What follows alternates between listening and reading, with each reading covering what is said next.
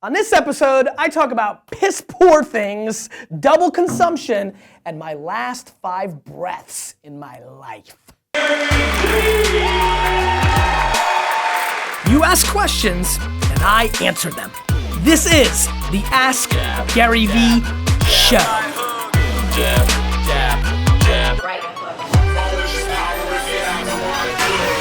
Hey everybody, this is GaryVee, Nerdchuck, and welcome to episode 40 of the Ask GaryVee Show.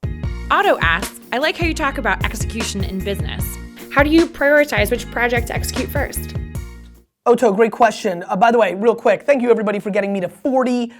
Also, all the people watching, I need you to get into the podcast. Podcast people watch. I want people listening and watching every episode. Is that too much to ask? It's double consumption. It's double consumption. That's a hashtag. I want to see if any of you use it on Twitter. Otto, the way I prioritize is to equally, with my intuition, so it's a judgment call, equally take care of the things that are most on fire, the biggest problems, balanced with going on the offense on the biggest upside things and the biggest things, the culture, a new client. So take care of these 3 employees that are fighting and they're not getting along, really, on fire, or a client that's really upset. And then over here, strike the vision. What are we doing with the video department? Where are we going? Like, what am I doing? Like, where's this all going? How do I buy the jets? And nothing in the middle. Otto, Vayner Nation, the middle is dangerous. Yoli asks, before you had an assistant, how did you structure your day? Yoli, first of all, I just want to tell you I appreciate all the interaction. Thanks for being a supporter of the Ask GaryVee Show. By the way, back to the last question. The middle is dangerous. Pre-assistant. I mean, it was a disaster. I was such a bad person. I had this power position at Wine Library where I was one of the biggest wine buyers in the world, or definitely in the US, in the world. And not that it got to my head, but I was like, look, somebody could wait 15 minutes or 20 minutes if I'm like, finishing up this meeting. They're here to sell me. So I kind of took that, the buyer's approach mentality to that. But what was bad was I would triple book people. Like literally, I used to be like on the floor at 11:30 in the morning helping somebody with, a big selection for a party. And I'd see like somebody walk in and be like, oh yeah, that's right, I have a meeting with Craig. And I'd be like, yeah, and you should try this Pinot Noir. And then I'd be like, oh crap, why did Frank just come in? That's right, I have a meeting with Frank and I think it's at the same time. That's bad, let me figure out what I'm gonna do. And by the way, you need a little cheese for your party. Why did Sally just walk in? Holy crap, I'm triple booked. And this would happen a lot. And it was complete chaos. It was disorganized. It wasn't efficient. And it was piss poor. Z asks, if you were to jump in a time machine, travel back to speak to your 21-year-old self, and only have 1 minute, what do you say? Z, I would tell that person to hook up with more chicks and not work as many hours. And I know that can be crass, and obviously, what that crass statement is really saying is have a little more fun, right? You're gonna accomplish your things, you're gonna pull it off. I appreciate that you do have business patience, but you need to spend a little bit more time with your friends. You can go on one more vacation, you can go do a keg stand. You need to live a little bit because you're gonna have a family, which is gonna be amazing, you're gonna be busy as crap, and you're gonna run out of this time. You're only 21 once. Tiger asks, if your dad, Sasha, would have ended up in construction, how do you think it would have affected your life without Wine Library? Tiger, great question. And by the way, this is a big shout out episode 40 for everybody who's asking for a little bit more condensed. We're keeping it tight on the 4-0. I wish I said to the 21-year-old self to drink more 40s. That would have tied in the...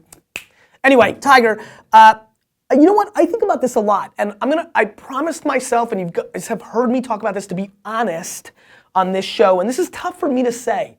There's a big part of me that thinks I'd be more successful if I didn't go into the family business. I wouldn't have had the head start that many people can say I had, and I respect that, but my intuition tells me that I would have been even a little more hustler, right? Maybe to a bad degree, but I could see myself, my intuition, and I've thought about this a lot, by the way, is that I would have head out west during the internet boom. I probably would have had a company worth $800 million going public in 1999 that would have went to $1 in stock value. But I would have learned things in that might have made me bet even harder on Facebook and Twitter and Uber than I did. And so, my intuition, maybe because I have ego, maybe because I have bravado, is if my dad didn't have an amazing setup for me to go into, if I didn't fall in love with the family business and want to be a part of it, don't forget I was making a lot of money selling baseball cards. I could have went down that route. I feel like I would have really found my way, and I feel that my dad taught me honor and a lot of conservativeness that has helped me not veer off or have losses, but I think sucked out a little bit of my speed and aggressiveness. And that may sound weird to you guys, but I do believe that. And I do wonder if, man, I might have been more financially along. However, and let me put this stake in the ground, it's the best thing that ever happened to me, because forget about the monies, those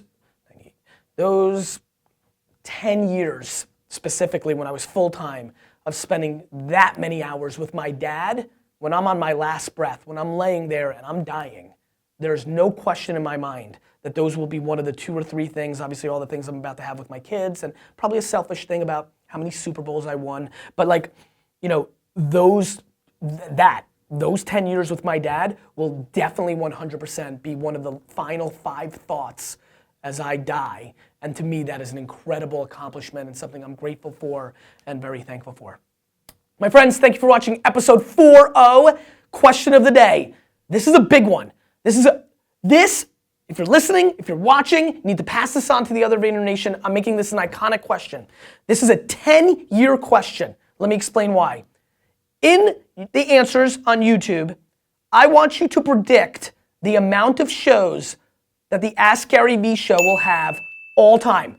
Final curtain, it will happen, I'm sorry. How many episodes of the Ask GaryVee show will I produce? And a year or 2 after it's over, I will go back and look at the comments, team, and we will pick everybody who guessed correctly and invite them to dinner with me.